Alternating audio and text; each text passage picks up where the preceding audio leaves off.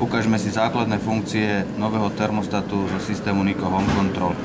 Samotný termostat je slabo podsvietený, v prípade, že idem ovládať, naštartujem ho, rozsvieti sa silnejšie a takýmto spôsobom vôjdem do základných nadstavení. Môžete si všimnúť, že všetko je preložené do slovenčiny, čiže môžem zvoliť režim deň, noc, eko, vypnúť, chladenie, program 1 pre kúrenie, program 2 pre kúrenie a jeden program pre chladenie. A z tohoto menu zase vyjdem. Späť. Samotné zmenenie teploty okrem režimov, ktoré sú časové, môže prísť následne.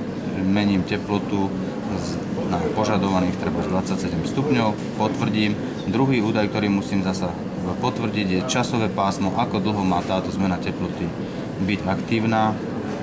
Potvrdím a vlastne takto docielim zmenu časovú zmenu teploty, pričom symbol hodín mi symbolizuje, že práve beží tento výnimočný časový režim.